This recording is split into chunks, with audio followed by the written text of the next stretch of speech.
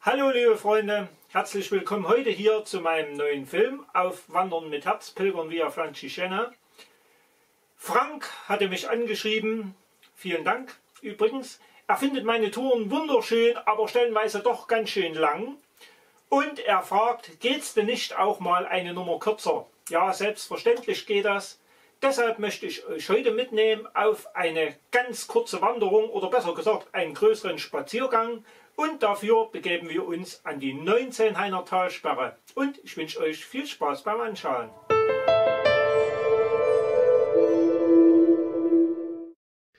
Wir fahren erneut ins mittlere Erzgebirge. Zunächst in Richtung Lengefeld. Bitte nicht verwechseln mit Lengenfeld im Vogtland.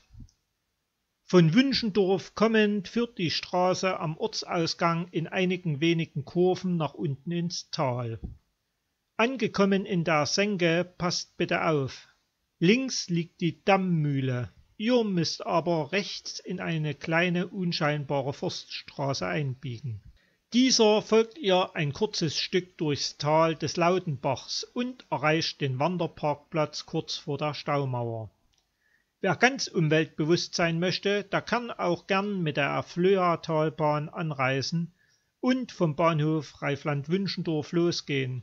Allerdings sind dann der Hin- und Rückweg jeweils 2 Kilometer länger. Egal welche Anfahrmöglichkeit ihr wählt, wir laufen zunächst in Richtung Staumauer. Dort finden wir den Rundweg 19-Hain 1 und folgen ihm nach rechts unten.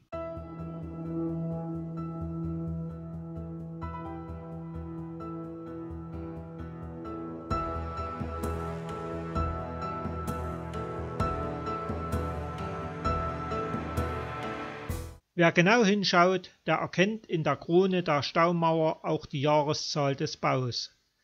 1905 bis 1908 wurde dieser Bau für die Trinkwasserversorgung der Stadt Chemnitz errichtet und gehörte gleichzeitig zum Talsperrensystem Mittleres Erzgebirge. Einige Schritte aufwärts finden wir eine merkwürdige Ruine. Ob das ein Turm war? Nein, auch wenn es auf den ersten Blick so aussieht. Des Rätsels Lösung: Es ist ein Kalkbrennofen, der unter Denkmalschutz steht. Aber warum so ein Brennofen hier mitten im Wald? Kalk findet man ja an vielen Orten und dieses Material wusste man schon früher zu schätzen. Welcher Feudalherr wollte schon sein Schloss aus Holz oder Lehm bauen? Und wenn dann noch der dem Kalk verwandte, aber viel edlere Marmor zu finden ist, dann kann der Prachtbau beginnen. Hier im Wald um Lengefeld und Wünschendorf fand man Kalk und Marmor. So entstanden bereits um 1600 3 Kalkwerke in dieser Region. 1560 erließ der Kurfürst zudem eine Verordnung, dass das Erdgeschoss jedes neuen Hauses aus Stein sein müsse. Holz war schon damals viel zu wertvoll, um auf feuchten Böden zu vergammeln. Zumal man es zu dieser Zeit dringend für den neuen Bergbau um das heutige Marienberg, damals ein regelrechtes Eldorado, benötigte. Also wurde der Bedarf an Kalk noch dringlicher.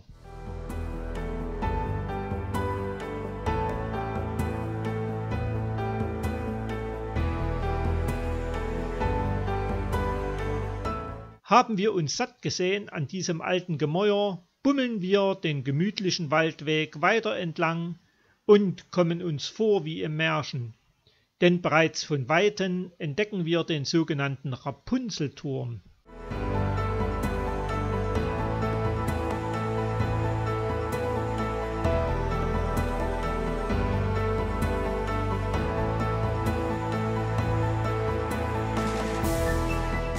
Nur hatte ich bisher kein Glück, dass mir Rapunzel gewunken oder gar den Zopf heruntergelassen hätte. Sie ist wohl mit dem vielen Wasser in ihrem Turm zu beschäftigt. Denn unser Rapunzel wohnt im Schacht des Überleitungsstollens zwischen den Talsperren 19-Hain 1 und Einsiedel. Einen Schacht vermutet man ja eigentlich in der Erde. Unser Schacht hier steht jedoch tatsächlich über dem Wasser und erweckt diesen romantischen Eindruck. Auf dem weiteren Weg der Rohrwasserleitung liegen mit den historischen Aquädukten von Krummhermersdorf und dem von Schobau übrigens weitere interessante Bauten. Im Wasserwerk Einsiedel angekommen, wird dann das Trinkwasser für die Großstadt Chemnitz aufbereitet. Daran seht ihr die Bedeutung des Stollens, der uns als Rapunzelturm erscheint.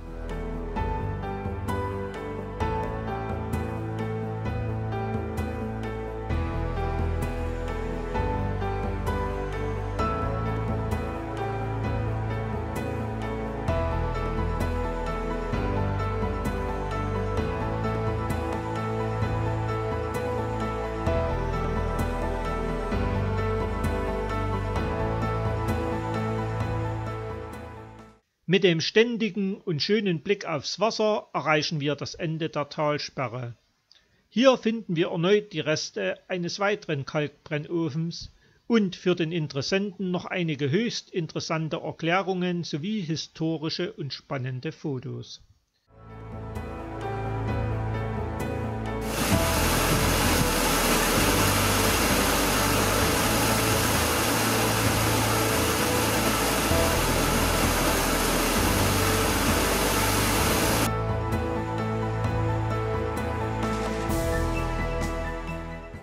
Zurück auf dem breiten Hauptweg entdecken wir einen Wegweiser. Und wer genau hingehört hat, wir sprachen ja immer von der 19-Hainer Talsperre 1, der wird sich natürlich nicht wundern, hier noch die Talsperre 2 ausgeschildert zu finden. Da wir heute jedoch nur einen kleinen Spaziergang unternehmen wollen, gehen wir den breiten Fahrweg zurück in Richtung Dammmühle. Den Weg zur Talsperre 2, die auch die große 19-Hainer Talsperre genannt wird, kann ich euch gerne in einem nächsten Video zeigen.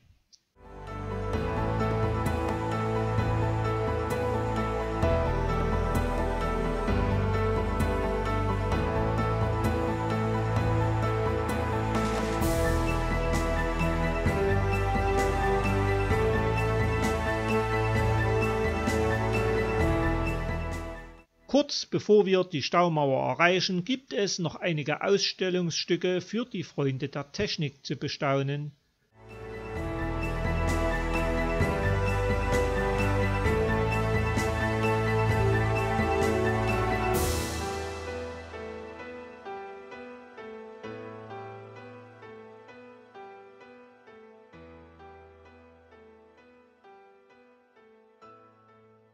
Und nach wenigen Metern kommen wir an unserem Ausgangspunkt an. Verlaufen kann man sich auf diesem Rundkurs eigentlich gar nicht. Wer dennoch Bedarf haben sollte, dem stelle ich die Links inklusive GPS-Daten bei Outdoor Aktiv und Komoot für euch unten in der Beschreibung des Videos ein. Ich hoffe, nicht nur Frank hatte seine Freude an diesem kleinen Spaziergang, sondern alle anderen auch. Wenn ja, dann würde ich mich über einen Daumen nach oben und einen positiven Kommentar sehr freuen. Ansonsten, wer es noch nicht getan hat, abonniert bitte meinen Kanal, selbstverständlich kostenlos. Denn bald geht es hier weiter mit schönen Wanderungen in unserer Heimat, mit unserer Pilgerreise nach Rom und vielem anderen. Ich freue mich auf euch und bis bald. Ciao.